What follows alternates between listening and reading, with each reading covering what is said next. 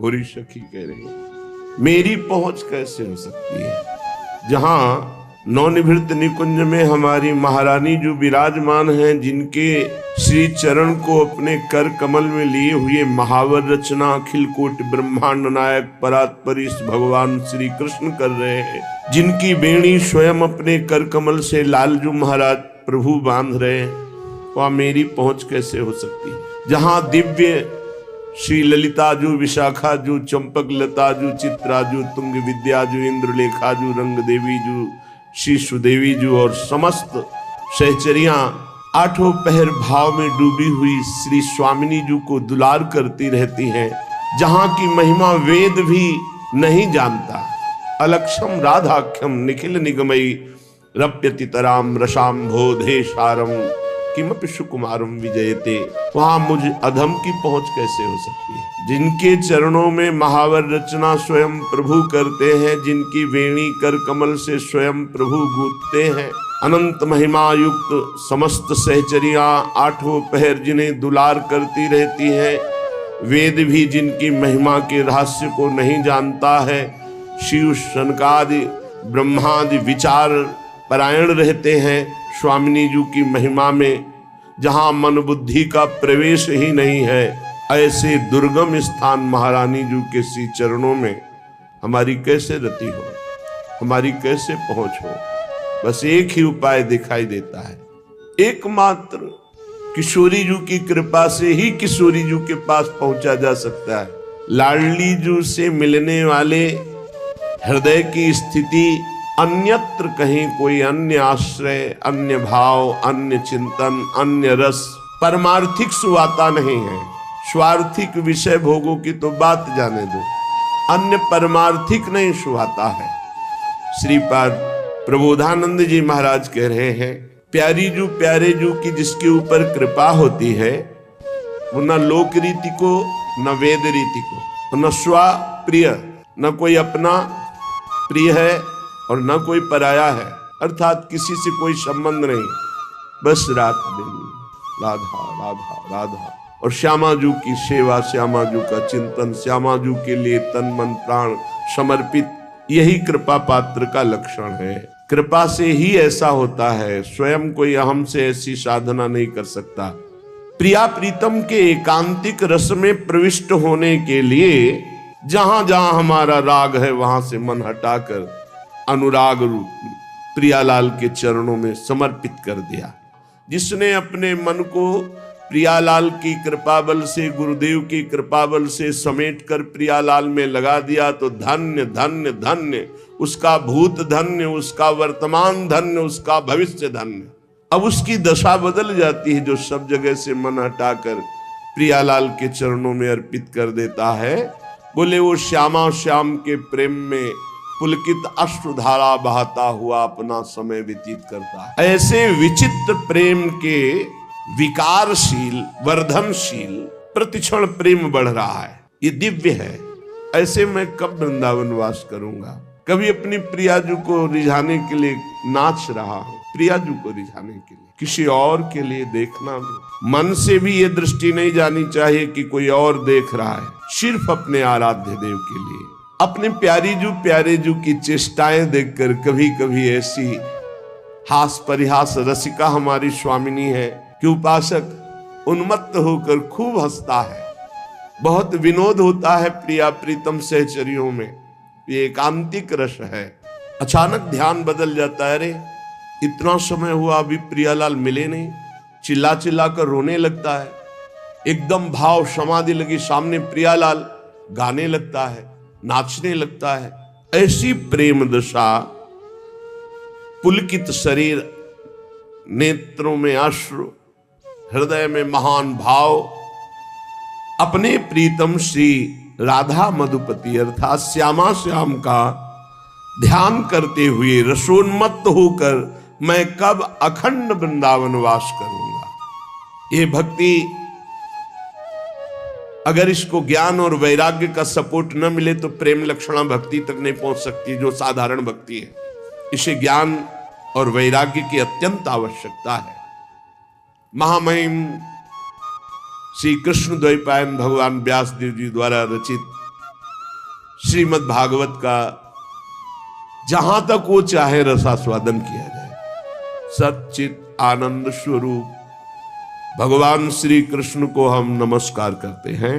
जो भगवान श्री कृष्ण जगत की उत्पत्ति, इसका पालन और इसका विनाश उनके एक संकल्प से होता है। आध्यात्मिक आदि दैविक आदि भौतिक तीनों प्रकार के तापों का जो नाश करने वाले हैं, जो सृष्टि का सृजन करते हैं, ब्रह्मा रूप से हरि रूप से पालन करते हैं और भगवान रुद्र रूप से अपने में लय कर लेते हैं, ऐसे सच्चिदानंद स्वरूप भगवान श्री कृष्ण को हम बार बार नमस्कार करते हैं। और महामहिम परमहंस शिरोमणि श्री सुखदेव जी को नमस्कार करते। एक बार नैमिषारण्य में, बड़ा पावन क्षेत्र है नैमिषारण्य, बड़े भजन के परमाणु हैं। 88,000 ऋषि और श्री शौनक जी उनके मुखिया हैं। 88,000 ऋषियों में सब विराजमान हैं और मंचाधीन श्री सूत जी महाराज हैं। तो सूत जी महाराज को 88,000 ऋषि और उनके मुखिया शौनक जी प्रणाम करके नमस्कार करके बोले। शौनक जी ने कहा, सूत जी आपके वचन जब निकलते हैं तो उनसे हमारे अज्ञान अंधकार का नाश होता है। हे सूत जी महाराज, आपके वचन करोड़ों करोड़ों सूर्यों के समान हैं, क्योंकि अज्ञान अंधकार का नाश कर रहे हैं। जब आप भगवान की चर्चा कहते हैं तो हमारे कानों में ऐसा लगता है अमृत रस, जो हम बड़ी बड़ी यज्ञ करके आनंद प्राप्त नहीं कर पाए, और आपके श्रीमुख से भगवत चर्चा सुनकर वो आनंद वर्तमान में मुझे प्राप्त हो रहा है। भक्ति, ज्ञान और वैराग्य से प्राप्त होने वाले महान विवेक की वृद्धि किस प्रकार से होती है, ये हम आपसे पूछते हैं। विवेक ये बहुत समर्थ परमार्थ का शुभट है। जिसके पास विवेक है वो माया को रौंद कर परास्त करके निश्चित परम पद को या ब्रह्मबोध तत्व ज्ञान जो चाहे वो प्राप्त करो। विवेक, ये वैष्णवजन भगवान की दुरंत माया मोह से अपना कैसे पीछा छुड़ाते हैं। ये घोर कलिकाल है, इसमें जीव की प्रायः स्वाभाविक आसुरी प्रवृत्ति होती, राक्षसी प्रवृत्ति। तो क्या उपाय है जिससे माया आसक्त जीव कलिकाल में दैवी संपदा से संपन्न बनकर के भगवत प्राप्ति कर ले? ऐसा कोई उपाय है आपकी दृष्टि में? सूत जी, आप हमें कोई ऐसा शाश्वत साधना बताइए जो सबसे अधिक कम समय में हमारा परम कल्याण कर दे, सबसे अधिक बलशाली और कम समय में हमारा कल्याण कर दे। अगर चिंतामणि मिल जाए तो लौकिक सुख दे सकती है, कल्प वृक्ष मिल जाए तो स्वर्गिक सुख दे सकता है, परंतु अगर गुरु मिल जाए और गुरु प्रसन्न हो जाए तो योगी दुर्लभ नित्य भगवान का परम धाम दे देते हैं। सूत जी ने कहा, शौनकादि ऋषियों, मैं देख रहा हूं कि तुम्हारे हृदय में श्री कृष्ण का बहुत प्रेम है, इसलिए मैं विचार करके तुम्हें संपूर्ण सिद्धांतों का निष्कर्ष सुनाता हूं। ध्यान से सुनो, ये तुम्हारे जन्म और मृत्यु के भय का नाश कर देगा। ध्यान से सुनो। जब जीव के हृदय में भक्ति जागृत होती है, ऐसी भक्ति जिसका प्रतिदिन प्रवाह बढ़े, वो प्रवाह जीव को भगवान श्री कृष्ण के समीप ले जाता है, भक्ति का प्रवाह। और उसके ऐसे आचरण बनने लगते हैं कि भगवान प्रसन्न हो जाते हैं। जहां भगवान प्रसन्न होते हैं, ये माया अपने आप हटने लगती, फिर उसमें कोई बाधा नहीं पहुंचाती। मैं तुम्हें साधन बताता हूं भगवान श्री कृष्ण को प्रसन्न करने का। सावधान होकर सुनो।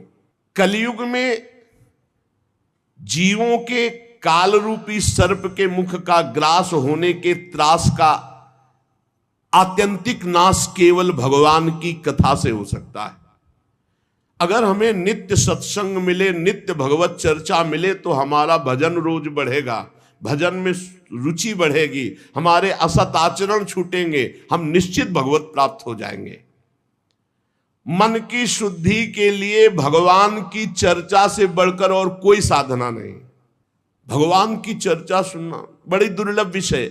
जन्म जन्मांतरों के जब पुण्य एकत्रित होते हैं तब भक्त और भगवान की चर्चा सुनने का सौभाग्य प्राप्त होता है। ये बहुत अमूल्य है भगवान की चर्चा। देखो, जब श्री सुखदेव जी महाराज राजा परीक्षित को कथा सुनाने के लिए उद्यत हुए तो देवता लोग अमृत का कलश लेकर के आए और कहा, महाराज, देवता अपना काम बनाने में बड़े कुशल होते हैं। नमस्कार किया और कहा, महाराज, ये अमृत कलश है, क्या करें? सुखदेव जी ने कहा, इसका क्या करें? नहीं, आप हमें कथा अमृत दे दीजिए और ये अमृत पिला दीजिए। परीक्षित को तक्षक सर्प काटेगा भी, तुम मरेंगे नहीं, क्योंकि अमृत का प्रभाव होता है, इसीलिए तो आप कथा सुना रहे हैं। उनको निर्भयता प्राप्त हो जाएगी अमृत से, और हमें सुना दीजिए कथा अमृत, जिससे हम मुक्त हो जाएंगे। हंस पड़े श्री सुखदेव जी, बड़े चतुर बनते हो। कहां एक कांच और कहां मणि। श्री सुखदेव जी ने हंसी उड़ा दी कि अरे जाओ, तुम ये कलश लेकर जाओ, तुम अधिकारी नहीं हो। दैन्य भाव से, आर्त भाव से अगर मांगते तो कुछ देने की जरूरत नहीं थी, अपने आप कथा सुनने को मिल जाती। लेकिन तुम अदला बदली कि हमें भगवदामृत पिला दो, ये हम देवामृत तुम्हें दे दे। ये कहां कांच और कहां भगवान श्री कृष्ण की चर्चा। तुम भक्त नहीं, तुम अभक्त हो। देखो, पहली हमारी मांग होनी चाहिए भगवत प्राप्ति, पर हर उपासक के मन में होती है आखिरी बात कि भगवत प्राप्ति तो हो ही जाएगी, हम भोग लेते हैं। कभी नहीं होगी ऐसे उपासक को। जो भगवत प्राप्ति को टालता है और अन्य भोगों को प्राथमिकता देता है, उसके लिए भगवत प्राप्ति बहुत दुर्लभ है। पूर्व काल में श्रीमद् भागवत के श्रवण से राजा परीक्षित को परम पद मिला, यद्यपि सर्प ने काटा था। ब्रह्मा जी को बड़ा आश्चर्य हुआ। उन्होंने सत्यलोक में साधनों को तौला, एक तरफ सब साधन और एक तरफ भगवान की पावन लीला कथा।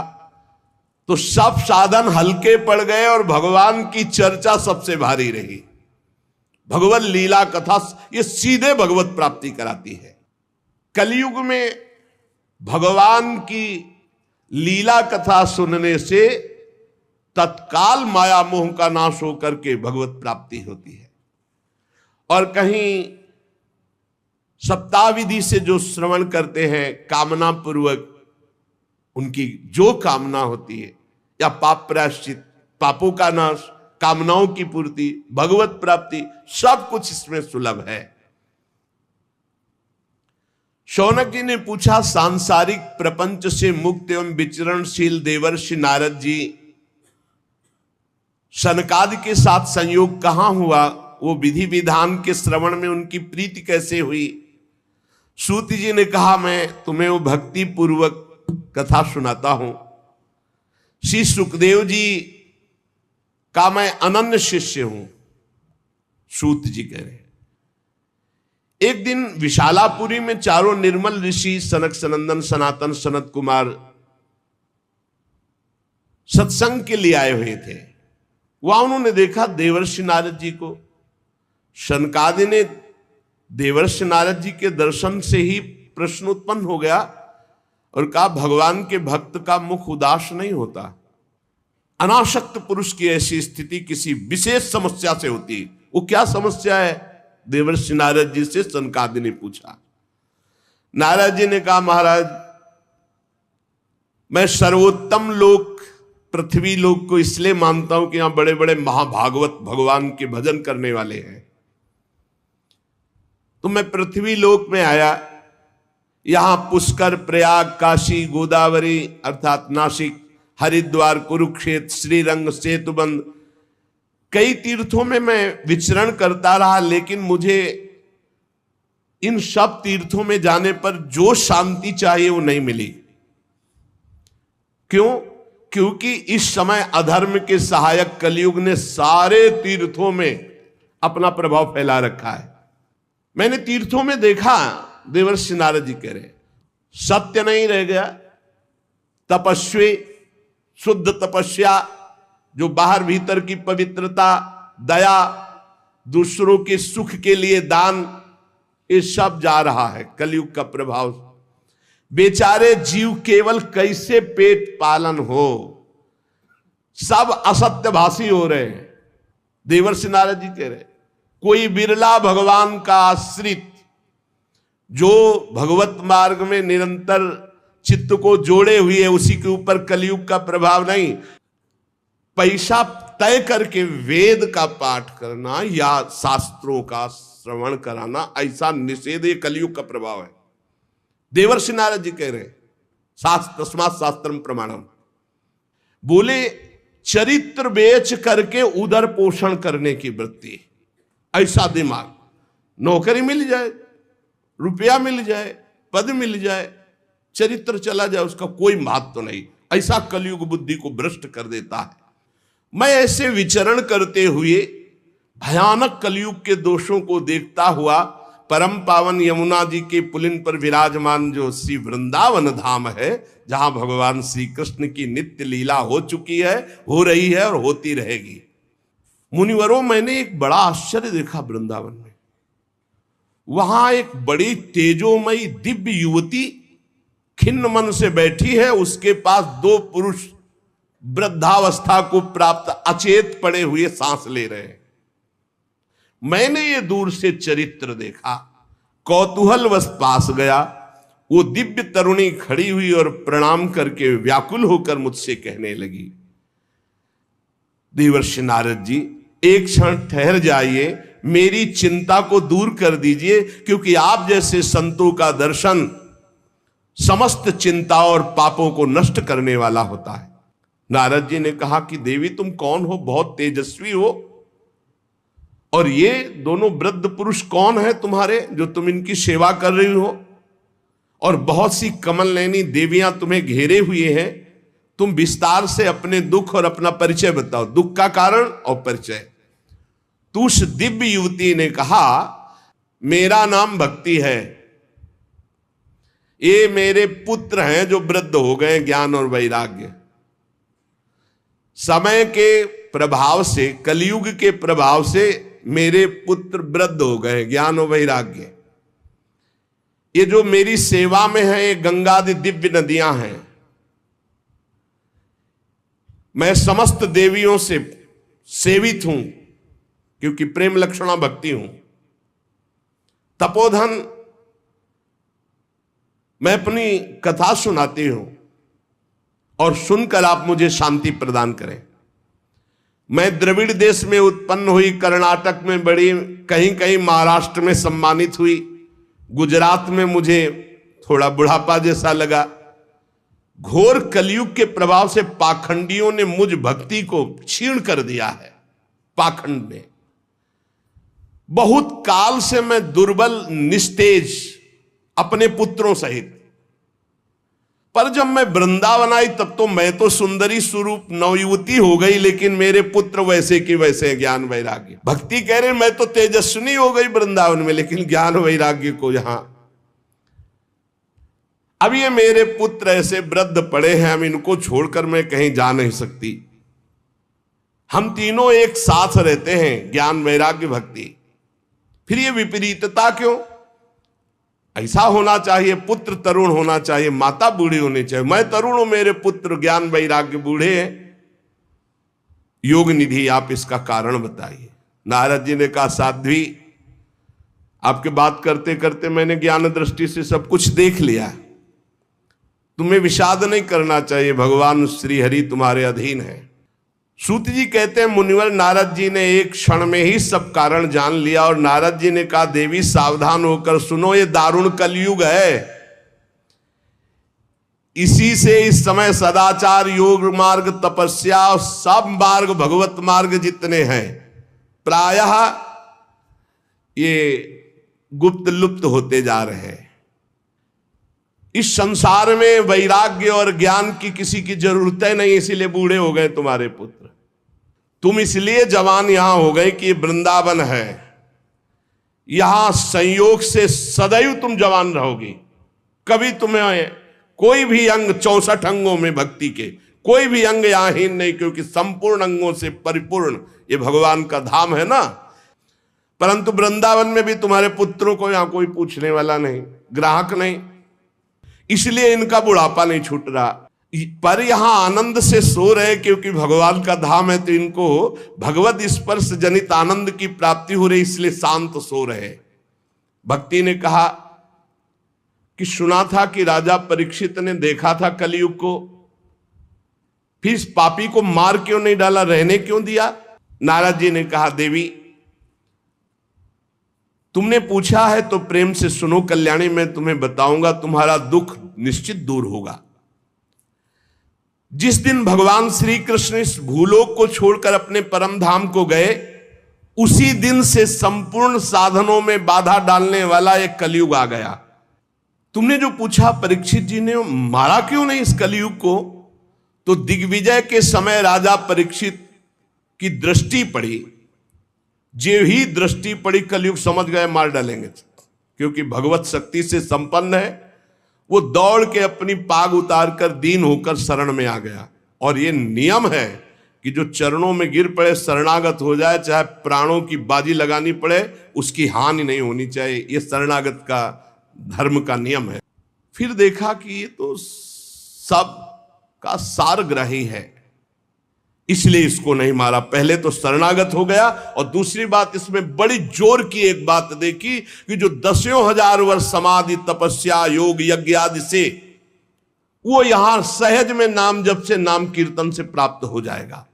सूत जी कहते, सौनक जी जब देवर्षि नारद के वचन सुने, भक्ति को बड़ा आश्चर्य हुआ। फिर उसने जो कहा सुनो, भक्ति ने कहा, देवर्षि आप तो धन्य है, मेरा बड़ा सौभाग्य जो आपका समागम हुआ, क्योंकि भगवत प्रेमी महात्मा का दर्शन इस समस्त सिद्धियों को प्रदान करने वाला होता है। नारद जी ने कहा कि भक्ति तुम खेद में अपने को मत डालो, चिंता तो मत हो, भगवान श्री कृष्ण के चरण कमलों का चिंतन करो, भगवान की कृपा से सारे दुखों का नाश हो जाता है। अगर कभी भक्त उत्साह में आकर कह दे कि जा तुम्हारा परम कल्याण निश्चित है, नहीं तो मैं भगवान का दास नहीं, परम कल्याण निश्चित है, तुम बेपरवाह हो जाओ, कौन हो, कहां के हो, कैसे हो, इससे मतलब नहीं। अपनो परण विसार भगत को पूरो परण। देवर्षि नारद जी ने कहा, तदा ना हम हरे दासो लोके त्वाम न प्रवर्तते, मैं भगवान का दास नहीं कहलाऊंगा अगर घर घर में तुम्हारी स्थापना न कर दे। नारद जी आप धन्य हैं, आपकी मुझ में निश्चल प्रीति है, मैं सदा आपके हृदय में वास करती हूं, मैं कभी आपको छोड़कर एक क्षण भी नहीं जा सकती। क्षण भर की वार्ता से मेरे सारे दुख दूर किए, पर मेरे पुत्रों में चेतना नहीं आई, अभी तो वृद्ध ही है। भक्ति के वचन सुनकर नारद जी को बड़ी करुणा आई, और उन्होंने हाथ से ऐसे पकड़कर जगाने लगे कि भाई ज्ञान उठो, वैराग्य उठो। बहुत जोर लगाया लेकिन नहीं उठे। तब वेदांत सुनाया, वेदांत घोष, फिर गीता पाठ सुनाया, फिर वो कुछ जमाई लेते हुए उड़ा ऐसे, लेकिन जगे नहीं, न गीता पाठ से न वेदांत घोष से। उन्होंने सोचा क्या किया जाए, वेदांत से नहीं जग रहे, गीता से नहीं जग रहे, ज्ञान वैराग्य। भगवान का स्मरण करने लगे, हे भगवान मुझे उपाय बताओ ज्ञान वैराग्य को जगाने का। उसी समय आकाशवाणी हुई, हे नारद जी खेद मत करो, तुम्हारा उद्योग निसंदेह सफल होगा। देवर्षि तुम इनके लिए एक महान सत्कर्म करो, और वह सत्कर्म क्या है तुम्हें संत शिरोमणि बताएंगे। आकाशवाणी ने भी बात गुप्त ही कही, वो कौन सा साधन है, वो कौन से संत शिरोमणि है जो मुझे बताएंगे। शौनक जी तब ज्ञान वैराग्य दोनों को वहीं छोड़कर नारद मुनि वहां से चले, और प्रत्येक तीर्थों में जा जाकर संतों से पूछते। बहुत पूछा लेकिन सबने कहा दुस्साध्य है। नारद जी बहुत चिंतातुर हुए और बदरी वन में आए। ज्ञान वैराग्य को जगाने के लिए निश्चय किया कि मैं यहां कठोर तपस्या करूंगा। इसी समय भगवान की प्रेरणा से करोड़ों सूर्यों के समान तेजस्वी सनक सनंदन सनातन सनत कुमार दिखाई दिए। नारद जी बहुत आनंदित हुए, परस्पर नमस्कार हुआ।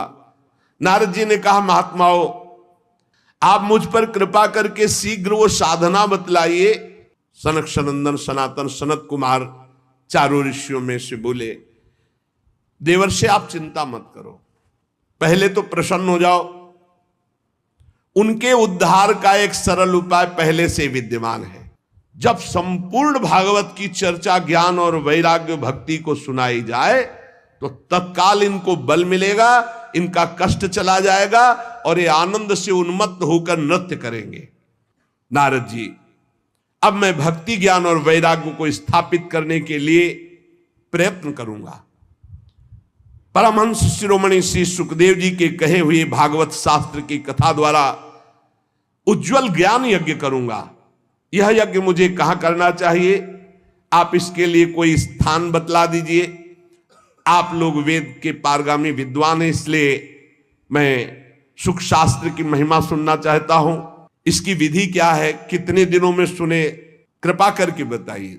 इस समय हरिद्वार के पास आनंद नामक एक घाट है, हमें लगता है वहीं इस ज्ञान यज्ञ का आरंभ किया जाए, आनंद घाट में। नारद जी के साथ सनकादि तुरंत वहां से पहले कथा स्थान आनंद घाट गंगा जी के तट पर गए। सिद्धों ने बात फैला दी, भगवान की अमोघ चर्चा होने वाली है हरिद्वार में आनंद घाट पर और बड़े महापुरुषों के द्वारा, इसलिए सब कथा का आनंद लें। तब कथा सुनाने के लिए दीक्षित होकर श्री कृष्ण परायण सनकादि नारद जी के दिए हुए श्रेष्ठ आसन पर विराजमान हुए। सभी ऋषि मुनि देवताओं सबने उनकी वंदना की। श्रोताओं में वैष्णव, विरक्त, सन्यासी, ब्रह्मचारी ये आगे बैठे। सबके आगे देवर्षि नारद जी, एक और ऋषिगण, एक और देवतागण, एक और वेद उपनिषद, एक और तीर्थ और दूसरी ओर जन साधारण स्त्री पुरुष, ये सब ऐसे विभाग करके कथा सुनने के लिए विराजमान हुए। सनकादि ऋषि महात्मा नारद को भगवत चर्चा का महात्म्य स्पष्ट करके सुनाने लगे। सनकादि ने कहा, हम आपको इसकी पहले महिमा सुनाते हैं। एक बार पूरी सम्यक 18,000 श्लोक सुन ले तो निश्चित उसको भगवत प्राप्ति हो जाएगी। और कहीं ध्यान देकर सुना तो प्रेम लक्षणा भक्ति जागृत हो जाएगी, जो मोक्ष को भी लघु करने वाली है। इसलिए इस कथा का सावधान होकर के आस्वादन करना चाहिए। जो पूरी कथा सुन लेगा तो श्रवण मात्र से श्री हरि हृदय में आकर विराजमान हो जाएंगे। इसमें 18,000 श्लोक, 12 स्कंद, श्री सुखदेव और राजा परीक्षित का संवाद। ये जीव तभी तक अज्ञानवश संसार चक्र में भटकता रहता है जब तक उसे भगवान की चर्चा सुनने को नहीं मिलती। जहां भगवान की चर्चा सुनने को मिली, मोह का नाश हुआ और भगवान की तरफ दौड़ पड़ता है। श्री सनकादि इस महामहिम भगवत शास्त्र की महिमा का वर्णन करते हैं। सुशेष चर्चा आगे। श्री राधा वल्लभ लाल की जय।